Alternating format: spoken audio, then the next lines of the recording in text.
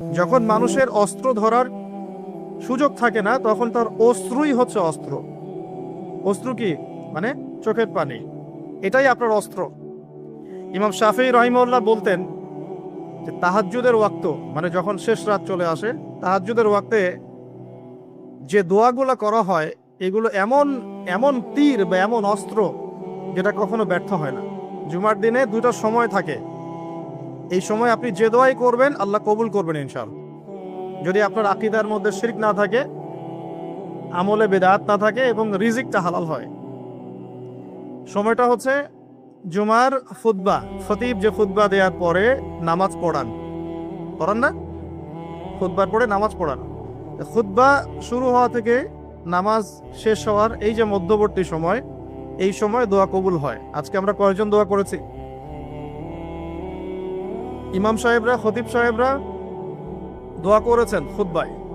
জনগণ আমরা আরবি সম্পর্কে এতটাই অজ্ঞ যে যখন ইমাম দোয়া করেন, ওইটা যে দোয়া, এই দোয়ার সাথে আমিন বলতে হবে, এটাও আমাদের জানা থাকে। প্রত্যেক মেম্বর থেকে আজকে বলা হয়েছে আল্লাহুম্মা আইজ আল ইসলাম ওয়াল মুসলিমিন।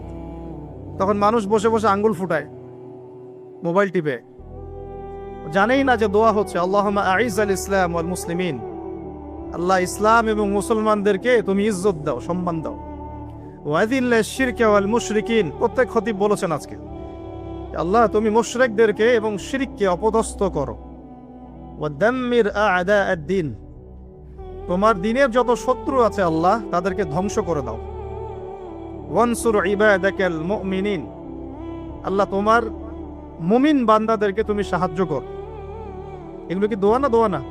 আরেকটা সময় জুমার দিনে আসরের ওয়াক্তের পর থেকে মাগরিব পর্যন্ত, আসরের ওয়াক্তের পর থেকে মাগরিব পর্যন্ত, এই সময়টুকুর মধ্যে দোয়া কবুল হয়। আজকে কয়জন দোয়া করেছি? দোয়া হবে নিজের জন্যে, নিজের পরিবারের জন্যে, নিজের আত্মীয় স্বজনদের জন্যে, নিজের রিজিকের জন্যে, ব্যবসার জন্যে এবং উম্মতে মুহাম্মাদির জন্য। আজকের আলোচনার বিষয় দোয়া নয়, কিন্তু দোয়া একটা খুব গুরুত্বপূর্ণ বিষয়। কোনো কোনো ক্ষেত্রে মুসলিমদের কাছে এই দোয়ার অস্ত্র ছাড়া এখন আর কোনো অস্ত্র বাকি নাই। তো এই অস্ত্রটা কি আপনারা প্রয়োগ করতে পারবেন না পারবেন না? আল্লাহ পাক তৌফিক দান করুন, আমিন। জুমার দিনে সূরা কাহফ তিলাওয়াত করতে হয়, এটা কি আপনাদেরকে কেউ বলেছে না বলে নাই? কেন প্রত্যেক জুমায় সূরা কাহফ তিলাওয়াত করতে হবে? কেন? নবী সাল্লাল্লাহু আলাইহি ওয়াসাল্লাম বলেছেন, একটু মনোযোগের সাথে শুনতে হবে। প্রত্যেক জুমায় নবী সাল্লাল্লাহু আলাইহি ওয়াসাল্লাম সূরাতুল কাহফ তেলাওয়াত করতে আমাদেরকে উৎসাহিত করছেন। এর পিছনের কারণ হচ্ছে নবী সাল্লাল্লাহু আলাইহি ওয়াসাল্লাম বলেছেন, সূরাতুল কাহফ যে ব্যক্তি জুমার দিন তেলাওয়াত করবে, এক জুমা থেকে আরেক জুমা পর্যন্ত তার যে জীবন, এই যে হায়াতটা, আল্লাহ পাক এটাকে নূর বা আলো দিয়ে ভরে দিবেন। আলোর কেন দরকার হয়? আলোর দরকার হয় কেন? অন্ধকার থেকে নিজেকে বাঁচানো বা অন্ধকারে পথ দেখা, পথ খুঁজে পাওয়া, এই জন্য তো আলোর প্রয়োজন হয় নাকি? তাহলে আপনার জীবনটাকে আলো দ্বারা ভরে দেওয়া হবে। অর্থাৎ আমরা যে পৃথিবীর জীবনে বসবাস করছি, চারপাশে অনেক অন্ধকার আছে কি নাই? এই অন্ধকারগুলো কাটিয়ে উঠতে আপনাকে সূরাতুল কাহফ কাজে দিবে ইনশাআল্লাহ। তো নূর দিয়ে ভরে দেওয়ার অর্থ হচ্ছে আপনার জীবনটাকে আল্লাহ পাক ঈমানের নূর দিয়ে ভরে দিবেন ইনশাআল্লাহ। সত্যি সত্যি কথা কি জানেন যে আমরা এখন চিন্তা করতে ভালোবাসি না, পছন্দ করি না। আমাদের চিন্তা করার সময় কোথায়? আমাদের সকালবেলা ঘুম থেকে উঠে ব্রাশে পেস্ট নিয়ে বাথরুমে যেতে হয়, কারণ আমাদেরকে অফিস ধরতে হবে 8টায় 9টায়, কাউকে স্কুলে কলেজে ইত্যাদি ইত্যাদি। চিন্তার সময় কোথায়? চিন্তা তো করতাম আমরা তাহাজ্জুদের ওয়াক্তে, তাহাজ্জুদের নামাজ পড়ে চুপচাপ বসে চিন্তা করতাম কি হচ্ছে, কি হতে পারে, আমার কি হালত, আমি কি করব, দুনিয়াতে কি করলাম, পরকালে কি উত্তর দিব, ইত্যাদি। চিন্তার সময় হচ্ছে ফজরের নামাজের পরে। দেখা যায় 70% মানুষই ওই সময় জাগনা থাকে না, তাই না? চিন্তার সময় কোথায়? সকালবেলা যখন আমরা উঠি, শুরু হলো ফার্স্ট লেন অফ লাইফ, মানে রেস, দৌড়ানো। আমরা ঢাকার ফ্লাইওভারের উপর উঠে দেখি মানুষ ছুটছে, খালি ছুটছে। 1 সেকেন্ড কেউ কাউকে ছাড় দিবে না। তখন গাড়ি ড্রাইভ করছে, 1 সেকেন্ড সেটা ছাড় দিবে, একটু দাঁড়াবে, আমরা চলে যাব, সাইড দিবে না। কারণ ও আর প্রতিযোগিতায় আছে, কে কার আগে যেতে পারে, কেউ কাউকে ছাড় দেন। তো এটা কি, কিসের প্রতিযোগিতা দুনিয়ার। এই ব্যস্ততা কিসের বলেন? দুনিয়ার। এখন এই ব্যস্ততার সময় ঠান্ডা মাথায় চিন্তা করার সময় কোথায়? ভাবতে হবে, চিন্তা করতে হবে। একটু থামেন। এই যে ব্যস্ততার যুগে আপনি ঢুকে গেছি আমরা, সকাল থেকে শুরু করে রাত পর্যন্ত একটাই ফিকির, একটাই চিন্তা, টাকা পয়সা, বাড়ি গাড়ি, স্ত্রী সন্তান, বউ বাচ্চা, আমার ক্যারিয়ার, আমার রিজিক, এই তো। একটু এর মাঝে সময় নেন, আল্লাহকে সময় দেন, নিজের অতীতের পাপগুলোকে নিয়ে ভাবেন। কত বছর আমরা পৃথিবীতে থাকতে পারি? হাইয়েস্ট কত বছর? 100 বছর হাইয়েস্ট। ভাবেন তারপরে কি হবে? আমার পরে আমি কোন প্রজন্ম রেখে যাচ্ছি? ওরা কি আদৌ আমার জন্য রব্বির হামহুমা কামা রব্বায়ানি সগীরা পড়তে পারবে? আমি কি ওকে শিক্ষিত করলাম? আলিফ বাও তো চিনে না আমার ছেলেটা, আমার ছেলে আলিফ বাই চিনে না। এই জেনারেশনের একটা জেনারেশন ছিল, আমাদের আগের জেনারেশন, মাশাআল্লাহ। তখন কি হতো? প্রত্যেকটা গ্রামে গ্রামে, শহরে শহরে, স্কুলে কলেজে, বিভিন্ন জায়গায় বাধ্যতামূলক আপনি আরবি পড়তেন। এখন বিশ্বাস করেন তো? আপনি তো বিশ্বাস করেনই, আমি জানি। বিশ্বাস করেন কি যে আপনি এখন আরবি থেকে অনেক দূরে সরে গেছেন? আপনি এই যে পড়াশোনা করেছেন, ওই যে ভাই হাত তুললেন ফিজিক্সে, মিনিমাম 20 বছর। তা আপনি 20 বছরে 20টা সূরা শিখেছেন কি? আমরা আমাদের পরের জেনারেশনকে কোন হালতে রেখে যাচ্ছি, এগুলো কি ভাবতে হবে না? হবে না? আলী ইবনে আবি তালেবের একটা কথা বলি, তাহলে আপনি বুঝবেন। আলী ইবনে আবি তালেবের নাম কি শুনেছেন আপনি? শোনা উচিত ছিল। তারা আপনার আইডল। আমাদের আইডল হচ্ছে মুহাম্মদ সাল্লাল্লাহু আলাইহি ওয়াসাল্লাম, সাহাবায়ে কেরাম, তাবে তাবেঈন, ইমামগণ, মুজতাহিদ কেরাম, মুজাহিদ। আলী ইবনে আবি তালেব বলতেন যে মানুষ যখন দুনিয়ায় চলাফেরা করে তখন মনে হয় সে ছাড়া দুনিয়াতে আর কিছুই নাই, আর সে এমন ভাবে দুনিয়া থেকে চলে যায় মনে হয় সে কখনো দুনিয়ায় ছিলই না। দুটো কথা ভাবেন, ভাবতে হবে। আজকের লেসনটা কি? ভাবতে হবে। তিনি বলছেন মানুষ এমন ভাবে দুনিয়ায় চলাফেরা করে মনে হয় সে ছাড়া দুনিয়াতে আর কিচ্ছু নাই। আমাদের চলাফেরা এমন না? দেখেন প্রত্যেকটা অঙ্গনেই, পলিটিক্যাল অঙ্গন, ইকোনমিক অঙ্গন, ধর্মীয় অঙ্গন। পলিটিক্যাল অঙ্গনে একজন নেতার চলাফেরা দেখলে মনে হচ্ছে সে ছাড়া কিছুই নাই দুনিয়াতে। যারা অর্থনৈতিক জীবনে নেতৃত্ব দিচ্ছেন তাদের কাছে মনে হচ্ছে আমরা ছাড়া দুনিয়ার ইকোনমির মধ্যে কিছুই নাই। আমরা যারা ধর্মতাত্ত্বিকভাবে চলাফেরা করি মনে হয় যে এই হুজুর ছাড়া আর কিছুই নাই দুনিয়াতে। আমার চেয়ে বড় শাইখ আর কে আছে? আমার চেয়ে বড় আর আলেম আর মুফাসসির কে আছে? সমস্যা সবার ভিতরে। শুধু এক শ্রেণীর মানুষকে আপনি টার্গেট করে আঘাত করে কথা বলা যাবে না। দেখতে হবে দূরদর্শিতার সাথে, সমস্যা সবার ভিতরে। এখন দেখেন আমরা দুনিয়াতে চলছি, মনে হচ্ছে যে আমরা ছাড়া আর কিছুই নাই মনে হয়, কিন্তু মানুষ দুনিয়া থেকে চলে গেছে। প্রায় মিলিয়ন, বিলিয়ন, ট্রিলিয়ন মানুষ এখন দুনিয়া থেকে চলে গেছে সূচনা থেকে এই পর্যন্ত। তাদের কোনো খবর আছে? কাদের খবর আছে? যারা এই দুনিয়াতে থাকাকালীন এমন কিছু করে গিয়েছিল যার ফলশ্রুতিতে আল্লাহ পাক তাদেরকে চিরস্মরণীয় করে রেখেছে। আমরা কি আবু বকর সিদ্দিকের নাম শুনে নেই? তার কৃতিত্ব মর্যাদা কি কমে গেছে না বেড়েছে? উমর ইবনুল খাত্তাবের নাম শুনি নাই? পৃথিবীর শেষ পর্যন্ত তার মর্যাদা কি কমে যাবে? উসমান বিন আফফানের নাম শুনেছেন? তার কথা কি আমরা আলোচনা করি না সম্মানের সাথে? আলী রাদিয়াল্লাহু আনহুর কথা বললাম, তার কথা কি আমরা সম্মানের সাথে আলোচনা করি না? করি। তার মানে আমরা আমাদের কীর্তি দিয়ে, ভালো কিছু কাজ দিয়ে এই দুনিয়াতেও অমর থাকতে পারি, আল্লাহর কাছেও সম্মান পেতে পারি। এটাই কি আমাদের জীবনের উদ্দেশ্য হওয়া উচিত না? ভাবতে হবে কিনা? আল্লাহ পাক আমাদেরকে তৌফিক দান করুন। দাউদ আলাইহিস সালাম ছোট, তখন 14-15 বছর বয়স হবে। আল্লাহ পাক মূসা আলাইহিস সালামকে বলেছিলেন তুমি তোমার সম্প্রদায়কে নিয়ে এই জেরুজালেমে যুদ্ধ করবে। কাকে বলেছেন? মূসা আলাইহিস সালামকে। তুমি মূসা আলাইহিস সালাম তোমার সম্প্রদায়কে নিয়ে এই জেরুজালেমে গিয়ে যুদ্ধ করো। ওখানে আমালেকা নামে একটা সম্প্রদায় আছে, এরা খুবই শক্তিশালী, তবে তোমরা যদি ইমানদার হও তোমরা এর উপর বিজয় লাভ করবে। এর আগ পর্যন্ত এরা কিন্তু ওখানে ঢুকতে পারে নাই। কথা বুঝতে পারছেন? আল্লাহ পাক শর্ত দিলেন যদি যুদ্ধ করে জয় করতে পারো তাহলে তোমাদের এই জায়গাটা তোমাদের। তো মূসা আলাইহিস সালাম বললেন তার কওমকে চলো যুদ্ধ করি। তো মূসা আলাইহিস সালামের কওম বলছে ইযহাব আনতা ওয়া রাব্বুকা ফাকাতিলা ওয়া ইন্না হাহুনা কাঈদুন। এই মূসা তুমি যাও আর তোমার রব গিয়ে যুদ্ধ করো, আমরা এখানে বসে থাকলাম। কথা কি বুঝতে পারেন নাই?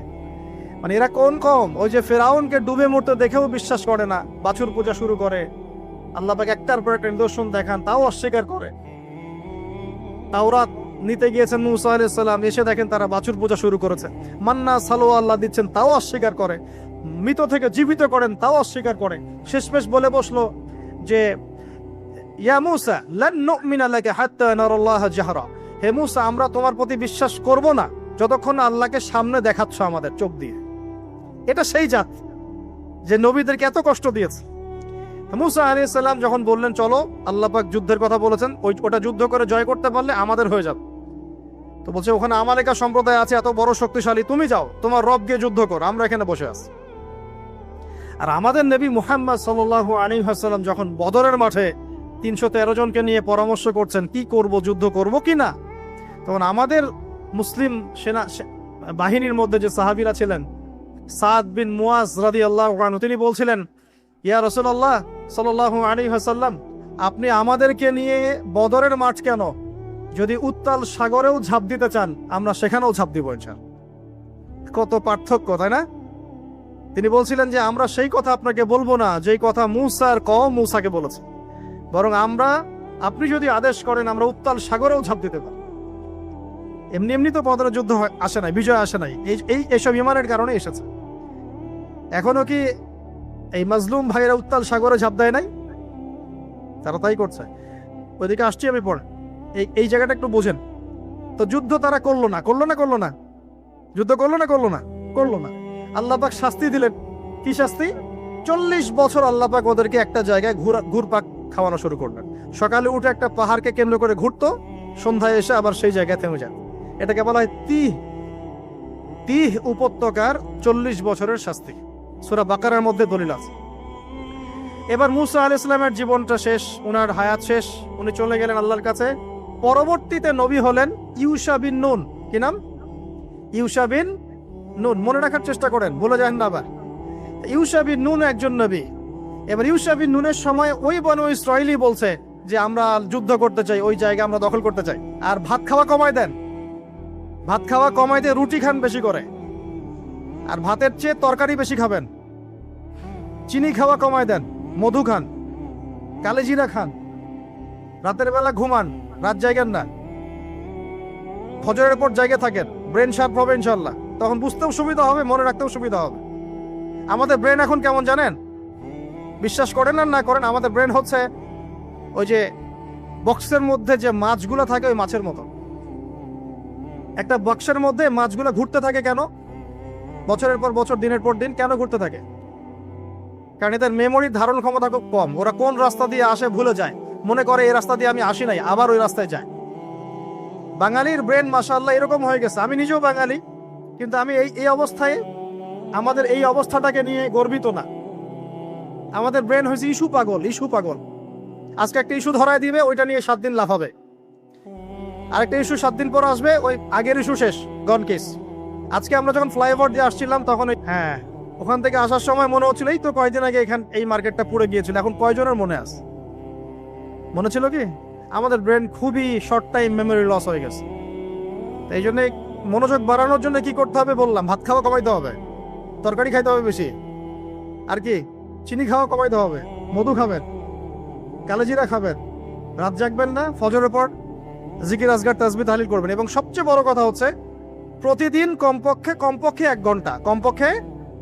1 ঘন্টা কোরআন তেলাওয়াত করতে হবে, না হলে মেমোরি ড্যামেজ হয়ে যাবে। এই কারণে আমাদের মেমোরি আস্তে আস্তে ড্যামেজ হতে দেখেন আমরা আর এই জেনারেশনের মধ্যে আপনি বুখারি খুঁজে পাচ্ছেন, ইমাম বুখারি নাই, আবু হানিফা এই জেনারেশনে নাই, এই জেনারেশনের শাফিঈ আহমদের মতো মানুষ নাই। আল্লাহ পাক আমাদেরকে বোঝার তৌফিক দান করুন। মাঝখানে কিছু কথা বললাম, মন খারাপ করে না, আপনাদের ভালোর জন্য, আমার ভালোর জন্য। আল্লাহ পাক আমাকে আমল করার তৌফিক দান করুন, আপনাদেরকে আমল করার তৌফিক দান করুন। ইউশা বিন নুন এখন বলছেন যে আচ্ছা তোমরা তো আবার যুদ্ধ করতে চাচ্ছ, মুসা আলাইহিস সালামের সময় তো যুদ্ধ করতে বলা হয়েছিল, করো নাই। এখন যদি আবার যুদ্ধের কথা বলা হয়, যদি তোমরা আবার পালায় যাও, তখন তারা বলছে ওয়ামা লানা আল্লা নুকাতিলা ফি সাবিলিল্লাহ, কেন আমরা আল্লাহর রাস্তায় যুদ্ধ করব না? ওয়া কাদ উখরিজনা মিন দিয়ারিনা, আমাদেরকে আমাদের বাড়িঘর থেকে বের করে দেওয়া হয়েছে, ওয়া আবনাইনা, আমাদের সন্তান থেকে বিচ্ছেদ করানো হয়েছে, কেন যুদ্ধ করব না? অবশ্যই যুদ্ধ করব। তো বলছি ঠিক আছে, তাহলে আমি আল্লাহর কাছে দোয়া করলাম। হ্যাঁ করেন। আল্লাহর কাছে দোয়া করা হলো, আল্লাহ পাক বললেন যা জিহাদ ফরজ করলাম, নাও যুদ্ধ করো। ওখানে কোন সম্প্রদায় আছে? আমালেকা, অনেক শক্তিশালী, অনেক বিশাল দেহী। এখন যুদ্ধের আয়াত ফরজ হওয়ার পরে এখন বনু ইসরাইল বলছে আচ্ছা আমাদেরকে একটা নেতা নিযুক্ত করে দিন, তাহলে সেনাপতি নিযুক্ত করুন। সেনাপতি লাগে কি লাগে না? 15 থেকে 20 বছরের ছেলে পেলের যা অবস্থা দেখলে আমাদের চোখ দিয়ে পানি বের হয়। আবার শুকরিয়া আদায় করি আলহামদুলিল্লাহ, ওই যুগে আমরা, এই যুগটা আমরা এইভাবে নষ্ট করি না, আলহামদুলিল্লাহ। কি একটা অবস্থা! এদের অর্ধেকের সাইকোলজি নষ্ট করে দিয়েছে বিভিন্ন মুভিজ, সিনেমা। এখনকার অনেক মুভিজে দেখায় যে সে গ্যাংস্টার হচ্ছে, গ্যাংস্টার হওয়াটা একটা প্যাশন, ওইটা দেখে দেখে সে নিজেও গ্যাংস্টার হওয়ার চেষ্টা করে। সাইকোলজি নিয়ে খেলে। কিছু কিছু মুভিজ এখন রিলিজ করা হয়, আমি দেখি না, আমাকে বলা হয়েছে যেগুলো উৎসাহিত করে মানুষকে এ ধরনের গুন্ডামি কাজ করতে, প্রেমিকাকে নিয়ে পালায় যাবে, এটা করবে সেটা করবে, এগুলো তো উৎসাহিত হয়ে ছেলেবেলার এই কাজগুলো করে। না পড়াশোনা করতেছে, না ইতিহাস জানে, না সংস্কৃতি, না বিশ্ব, না অর্থনীতি, না ধর্ম। আসলে আসি কোন দিকে? এর চেয়ে আমাদের এর আগের এইজ যাদের বয়স এখন 50-60, এই জেনারেশনটা মাশাআল্লাহ অনেক ভদ্র ছিল। আমি হলফ করে বলতে পারি, আমার কথা আপনারা মন খারাপ করেন না, এটা আমার কনফিডেন্স থেকে বলছি, এখন যদি আরেকটা মুক্তিযুদ্ধ হয় এই জেনারেশন অস্ত্র হাতে নিতে পারবে না। ওই অস্ত্র হাতে নিবে ওই যাদের বয়স 40, ওই 50, এরাই। আমাদের এই যে কিশোর গ্যাং, টিকটক জেনারেশন আর যুবক সমাজকে আপনি খুঁজেই পাবেন। আল্লাহ পাক আমাদেরকে হেফাজত করুন। আর এটার জন্য ভাই আমাদের যাতে দাড়ি পেকে গেছে আমরা দায়ী সমানভাবে, কারণ আপনি নিজের ফিকির করেছেন, আপনার সন্তানের ফিকির কোথায়? আপনার ছেলে সারা রাত পর্ন দেখে, আপনার মেয়ে সারাদিন ছেলেদের সাথে কথা বলে, আপনার মেয়ে ছেলে যে ডেট করতেছে এখানে ওইখানে, জেনা করতেছে, মদ খাচ্ছে, গাড়ি নিয়ে ধুমসে ড্রাইভ করতেছে মেয়েকে নিয়ে। আপনি মনে করতেছেন বাচ্চা ছোট আছে, বড় হলে ঠিক হয়ে যাবে। সুবহানাল্লাহ, আপনি বাচ্চাকে পড়াচ্ছেন না, কোরআন শেখাচ্ছেন না, হাদিস শেখাচ্ছেন না। জেনারেল লাইনে যে পড়াচ্ছেন, জেনারেল লাইনে পড়াশোনা করার পরে সে হচ্ছেটা কি? কি শিখলো? স্যারকে দেখলে থাপ্পড় মারে। এখনকার ছেলেপেলে অনেকে স্যারকে সম্মান করেন। স্যার নকল ধরে ফেলেছে, স্যারকে এক থাপ্পড় দিল। গুন্ডামি শিখেছে, গুন্ডামি। আদব, সবর, নীতি নৈতিকতা এগুলো নাই, তো উঠে যাচ্ছে দিন দিন। দেখেন আমরাও স্কুলে পড়েছি, কলেজে পড়েছি, কিন্তু আমরা তো বেয়াদব ছিলাম। বেয়াদবি এক জিনিস আর দুষ্টামি এক জিনিস। আমরা দুষ্ট ছিলাম, খুব দুষ্ট ছিলাম, দুরন্ত। খেলাধুলা পছন্দ করতাম, দুরন্ত, দুষ্টামি করতাম। স্যারদের সাথে আমাদের একটা ফ্রেন্ডলি সম্পর্ক ছিল, বন্ধুর মতো, কিন্তু আমরা কখনো বেয়াদবি করি না। এখন দেখবেন ওয়াজে আলেমদের সামনে গিয়ে বেয়াদবি করতেছে।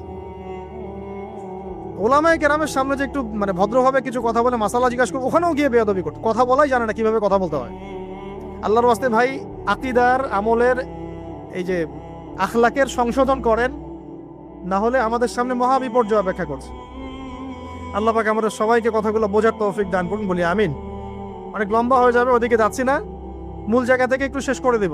আপনারা অনেকক্ষণ ধরে অপেক্ষা করছেন, একটু খেয়াল করেন। তাহলে ইউশা বিন নুনের কাছে এখন এরা বলছে নেতা দাও, নেতা। তো ইউশা বিন নুন বলছে ঠিক আছে আমি দোয়া করলাম, আল্লাহ পাক তালুতকে নেতা বানালেন। কাকে? তালুত। এখন বনু ইসরাইল বলছে ওর নেতৃত্ব আমরা মানি না। কেন মানো না? যে ওর তো টাকা পয়সা নাই, ওর তো স্ট্যাটাস নাই। যে আমাদের কাছে নেতৃত্বের মানদণ্ড যেগুলা, আমরা টাকা পয়সা দেখে নেতা বানাই না। আপনার টাকা নেই, আপনি নেতা হতে আসছেন কেন? আপনার স্ট্যাটাস নাই, আসছেন কেন? ও বনু ইসরাইল একই কথা বলছে, ওর তো টাকা নাই, স্ট্যাটাস নাই, নেতা হবে কেন? তখন আল্লাহ পাক বলছেন যে ওয়াজাদাহু বাসতাতাউ ফিল ইলমি ওয়াল জিসম। আল্লাহ পাক তো তালুতকে দুটো কোয়ালিটি দিয়েছেন। আল্লাহ পাক তাকে শারীরিক শক্তি দিয়েছিলেন এবং জ্ঞান দিয়েছেন, প্রজ্ঞা এবং জ্ঞান দিয়েছেন। তার নেতৃত্বের মানদণ্ড কয়টা এখানে পেলেন? দুটা। শারীরিক শক্তি থাকতে হবে ঠিকঠাক, ফিজিক্যালি স্ট্রং না হলে তো সে ডিল করতে পারবে না, আর মেধা থাকতে হবে, জ্ঞান। তা আসলে কি এই দুইটা এখন নেতৃত্বের মানদণ্ড? সুবহানাল্লাহ। অদ্ভুত সিস্টেম বিশ্ববাসীকে দেওয়া হয়েছে, বিশ্ববাসীকে একটা অদ্ভুত সিস্টেম দেওয়া হয়েছে। একজন মেজর, একজন কর্নেল, একজন বিসিএস ক্যাডারের মানুষ এমন একজন মানুষকে স্যালুট করে যে মানুষটা অক্ষর জ্ঞান নাই, নামও স্বাক্ষর করতে পারে, এবং সে বিভিন্ন জায়গায় দুর্নীতি করে আসছে, টাকা পয়সা লুটপাট করে আসছে। একজন বিসিএস ক্যাডার এবং একজন আর্মি অফিসার, একজন জেনারেল, একজন মেজর তাকে স্যালুট করতেছে। কি সিস্টেম! অথচ তার চাইতে এই ব্যক্তি নেতৃত্ব পাওয়ার অনেক বেশি যোগ্য। জ্ঞান তার আছে এবং শারীরিক শক্তি তার আছে, তার প্রশিক্ষণ আছে, সবকিছু তার মধ্যে আছে। কি সিস্টেম বিশ্ববাসীকে দেওয়া হয়েছে! সুবহানাল্লাহ। আমি ফিলোসফিও পড়েছি অনেকদিন। অ্যারিস্টটল এবং প্লেটোদের যুগে এটাকে বলা হতো দি কমিউনিটি অফ ফুলস। একটা পড়ে দেখবেন, স্যার সলিমুল্লাহর লিখে অনেকগুলো বই আছে, এর মধ্যে পড়ে দেখি। মানে অজ্ঞতার একটা যুগ, অজ্ঞতার শাসন, অজ্ঞতার কমিউনিটি। বাদ দেন, এখানে ইউশা বিন নুন নেতৃত্ব দিলেন কাকে? তালুতকে। ওরা বলল মানি না। তো আল্লাহ পাক মনোনয়ন করেছেন, এখন না মানলে তোমরা আযাব ভোগ করবা। তারপরে তারা মেনে নিল, এবার যুদ্ধে যাচ্ছে। ওই জেরুজালেম মুক্ত করতে যাচ্ছে। যে জেরুজালেম এখন তারা মুক্ত করতে চাচ্ছে, ওই জেরুজালেম তালুতের বাহিনী মুক্ত করতে যাচ্ছে। বলেন তো, তালুত এবং বনু ইসরাইল তখন ভালো না খারাপ? ভালো না খারাপ? তারা কি মুসলিম না মুসলিম? তারা তখন মুসলিম না মুসলিম? মুসলিম। তারা তখন ইউশা বিন নুনের উম্মত, তার আগে ছিল মুসা আলাইহিস সালামের উম্মত। এবার তালুত বললেন যে আল্লাহ পাক তোমাদেরকে পরীক্ষা করবেন, সামনে নদী আছে, এই নদীর পানি পান করতে পারবে না। যদি পান করো তাহলে তোমাদের নাম কাটা, তোমরা আর যুদ্ধে অংশগ্রহণ করতে পারবে না। ফামান শারিবা ফালাইসা মিন্নি, যে ব্যক্তি এখান থেকে পানি পান করবে সে আমার অন্তর্ভুক্ত না। ওয়ামান লাম ইয়াতআমহু ফাইন্নাহু মিন্নি, যে ব্যক্তি এখান থেকে পানি পান করবে না সে আমার সাথে যুদ্ধে যেতে পারবে। ইল্লা বিগুরফাতিন বিয়াদিহি, মানে এক অঞ্জলি পানি শুধু পানি পান করতে পারবে, এক অঞ্জলি পানি, এতটুকু, এর বেশি না। তো ফাশারিবু ইল্লা কালিলাম মিনহুম, আল্লাহ পাক বলছেন ওদের বেশিরভাগই পানি পান করলো, অল্প কিছু বাদ দিয়ে। অল্প কিছু সংখ্যা তাফসীরে এসেছে 313 জন বাদ দিয়ে, 313 জন বাদ দিয়ে, 313 যে বদরে, এখানেও। এবার এই 313 জনকে নিয়ে তালুত এগিয়ে গেল, গিয়ে দেখলো বিশাল বাহিনী, বাপরে বাপ, একদম আমালেকা সম্প্রদায়ের। সেখানে নেতৃত্ব দিচ্ছে ওদের সেনাপতি, তার নাম জালুত। কি নাম? জালুত। এবং এই জালুতের বাহিনী দেখে মুসলিম বাহিনী বলছে যে লা তাকাতা লানা বিজালুতি ওয়া জুনুদি, এই জালুতের বাহিনীর সাথে পেরে ওঠার ক্ষমতা তো আমাদের এখন হবে না। কিন্তু যারা ভেবেছিল যে আল্লাহর সাথে সাক্ষাৎ করতে হবে, যাদের ঈমান দৃঢ় ছিল, তারা বলেছিল কাম মিন ফিআতিন কলিলাতিন গালাবাত ফিআতান কাসীরাতান বিইذনিল্লাহ, তোমরা ভয় পেও না, আল্লাহর হুকুমে বহু ছোট ছোট দল বড় বড় দলের উপর বিজয় লাভ করেছে। এটা তারা বলে একটা দোয়া করলো, এই দোয়াটাও শিখে নেবে। তারা একটা দোয়া করলো, তারা বলল রব্বানা আফরিজ আলাইনা সবরান ওয়া সাব্বিত আকদামানা ওয়ানসুরনা আলাল কওমিল কাফিরিন। আর আল্লাহ পাক বলেন ফাহাজামু বিইذনিল্লাহ, আল্লাহ পাকের হুকুমে তারা এই মাত্র 313 জন নিয়েই জালুতের বিশাল বাহিনীকে পরাজিত করে। আর একটা হচ্ছে দুর্নীতি কমাতে হবে। এই দুটো যদি ঠিক করা যায় ইনশাআল্লাহ দেখবেন যে আমাদের অর্থনৈতিক যে সমস্যাগুলো আছে ওগুলো থাকবে না ইনশাআল্লাহ। তো যেটা বলছিলাম, আপনারা বেশি বেশি উপরের লেভেলে যাওয়ার চেষ্টা করেন, বেশি করে পড়াশোনা করেন, ভালো রেজাল্ট করেন। দিনের বুঝ আসার পরে অনেককে দেখি একদম বইপত্র ছেড়ে দিয়ে একদম এখানে চলে আসলেন। এটা করতে যাচ্ছেন কি জন্য? আপনি সবাই কি আলেম হতে পারবে? সবাই কি মুফতি তকি ওসমান হতে পারবে? পারবে? এক শ্রেণীর মানুষ আলেম হবে, এক শ্রেণীর মানুষ সেনাবাহিনীতে থাকবে, এক শ্রেণীর মানুষ ওই নিরাপত্তা বাহিনীতে কাজ করবে, এক শ্রেণীর মানুষ দেখবেন দেশের সীমান্ত রক্ষা করছে, এক শ্রেণীর মানুষ পলিটিক্স করবে। শ্রেণী আছে, সবাইকে তো এক জায়গায় আসতে হবে না। এক একজনের দায়িত্ব এক এক রকম। আপনারা পড়াশোনা করে ভালো ভালো চাকরি করেন, গভর্নমেন্ট জবে যান, বেসরকারি বড় পোস্টে যান। এখন আপনাদের বয়স আছে, রিজিকের ব্যবস্থা করার পরে গিয়ে আপনি ইনশাআল্লাহ তাআলা একটা দিনদার মেয়ে দেখে বিয়ে করেন। আর দিনদারিতা আমি আবার বলছি যে শুধু বাহ্যিক বোরখা দেখলেই বোঝা যাবে না যে মেয়েটা দিনদার, ঠিক আছে? এর জন্য প্রথমত আল্লাহর কাছে দোয়া করা জরুরি। মেয়ের বংশ সম্পর্কে খবর নেবেন, মেয়ের মা, মেয়ের বাবা, মেয়ের দাদা, নানা, নানি কেমন ছিল, বংশ কেমন ছিল আর কি। হ্যাঁ, হতে পারে একটা খারাপ বংশ থেকেও একটা ভালো মেয়ে আসতে পারে। ন্যাচারালি একটা বংশের একটা কি থাকে, একটা প্রভাব তো থাকেই, একটা পরিবেশের প্রভাব থাকে না? থাকে। মনে করেন এমন একটা মেয়ে নিয়ে আসলেন যে মেয়ে কখনো কফি শপে বসে কফি খায়নি, কথার কথা বলছে, ফ্যামিলিগতভাবে তারা কখনো কফি শপে বসে খায় নাই, ফ্রাইড রাইস, চিকেন ফ্রাই কি, থাই স্যুপ কি এরা জানে না। এখন বিয়ের পরে যদি আপনি ওকে নিয়ে ওখানে যান, তো সে আপনাকে রাত্রেবেলা ঝগড়াও করতে পারে, এত টাকা খরচ করা কি দরকার ছিল। তো পরিবেশ একটা ফ্যাক্ট। তো আপনি মেয়ের বংশ দেখবেন, আর এই যে বাহ্যিক সৌন্দর্য, সৌন্দর্য দেখবেন না তা না, সৌন্দর্য দেখবেন কারণ আপনি যে মানুষটার সাথে সারা জীবন থাকবেন সে যদি সুন্দর হয় এতে আপনার মনের মধ্যে একটা প্রফুল্লতা কাজ করবে এবং অন্য নারীর প্রতি আপনার আসক্তি কমে যাবে। কিন্তু সৌন্দর্যটা মূল উপাদান নয়, তার দিনদারিতা মূল উপাদান। যদি দিনদারিতা থাকে, আকীদা ঠিক থাকে, আমল ভালো, মাশাআল্লাহ, ফরজ ওয়াজিব মেনে চলে, খাস পর্দা করে, আপনি বাকি বিষয়গুলোকে গৌণ রেখে এটাকে মুখ্য রাখেন।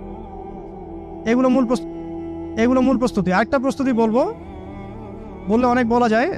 একটা বলছি যে আপনি নিজে পবিত্র থাকার চেষ্টা করেন, আল্লাহ পাক আপনাকে পবিত্র স্ত্রী দিবেন ইনশাআল্লাহ। আপনি যদি অপবিত্র হয়ে যান, মনে রাখবেন আল্লাহ পাক কিন্তু আহকামুল হাকিমিন, বিচারক, আল্লাহ পাক সেরা বিচারক। আপনি পবিত্র থাকেন, নিজের নফসকে পবিত্র রাখেন, পর্নোগ্রাফি থেকে দূরে থাকেন, প্রেম করেন না, হারাম অ্যাফেয়ার্সে যায় না, এই যে বন্ধু ট্রেডিশনে যায় না, দিন পালন করেন, পড়াশোনা করেন, চাকরির তালাশ করেন, পরিবার দেখেন, রেসপন্সিবিলিটি নিয়ে শেখেন, আল্লাহ পাক দেখবেন আপনাকে পবিত্র স্ত্রী দিবেন ইনশাআল্লাহ। আর যদি একটা মনের মতো মেয়ে কখনো পেয়ে যান জীবনে, তখন ডানে বামে আর তাকাতে যাবেন না সারা জীবন। একটা মনের মতো যদি মেয়ে পেয়ে যান সারা জীবন আপনার মনের মতো সব দিক থেকে, তাহলে ডানে বামে আর দেখতে যাবেন না, জীবনটা ছোট একে নিয়ে কাটিয়ে দিবেন ইনশাআল্লাহ। কারণ অনেক বিষয় আছে ইসলামে ঠিকই, কিন্তু এগুলো রেসপন্সিবিলিটি পালন করা খুব ডিফিকাল্ট। ঠিক আছে, আল্লাহ পাক আমাদেরকে বোঝার তৌফিক দান করুন, আমিন। যুবকদের বিয়ের সঠিক বয়স কত? আবার বিয়ের প্রশ্ন। ম্যাচুরিটি হয়ে গেলে বিয়ে করবে। ম্যাচুরিটি অনেকের 30 বছরেও হয় না। হ্যাঁ, এখনকার যুগের পোলাপাইন 25 বছরেও হয় না। 25 বছরের যুবক দেখেন টিকটক নিয়ে ঘুরে বেড়াচ্ছে। ওর কোনো ম্যাচুরিটি আছে? জগৎ, দেশ, বিশ্ব, রাজনীতি, অর্থনীতি, কোনো ম্যাচুরিটি আছে? পরিবার, কিছুই না। ওর কাছে জীবনটা একটা মজা, ফান। অথচ ওর মতো বয়সে তারেক বিন জিয়াদ, মোহাম্মদ বিন কাসিম, তারা বড় বড় জায়গা জয় করেছিল। হ্যাঁ, আমাদের এখন যে পলিটিশিয়ানরা আছেন তাদের অনেকেই 25 বছর বয়সে অনেক বড় বড় জায়গায় গিয়েছে। তাদের হিস্ট্রি পড়ে দেখেন, জীবনী পড়ে দেখেন। এখনকার জেনারেশন 25 বছর বয়সে কি করে দেখেন? গার্লফ্রেন্ড, টিকটক, ইউটিউব, ফেসবুকিং, এই যে হয়তো কিছু গেমস, স্পোর্টস, হ্যাঁ, অথবা এই যে মিউজিক্যাল ইনস্ট্রুমেন্ট, এগুলোই তো। আপনি দেখেন রিয়েল, আমরা যেটা কথা বলি যুবকরা আগামীর ভবিষ্যৎ, আসলে দেখেন না কি ভবিষ্যৎ আমরা জন্ম দিচ্ছি। দেখেন একটু কোন প্রজন্ম জন্ম দিচ্ছে। আমাদের যে বাপ দাদারা যাদের হাতে দেশটা স্বাধীন হয়েছে, এই প্রজন্মটা কি সেই প্রজন্ম এই যে এখন যেটা আছে? এরা পারবে এটা করতে? তো আমাদের ম্যাচুরিটির কথা বলছি। আপনাদের ম্যাচুরিটি হয়ে গেলে তারপর বিয়েতে যান। তার আগে রিজিকের সোর্সে আসেন, পড়াশোনা শেষ করে ফেলেন। আল্লাহ পাক তৌফিক এনায়েত করুন, আমিন।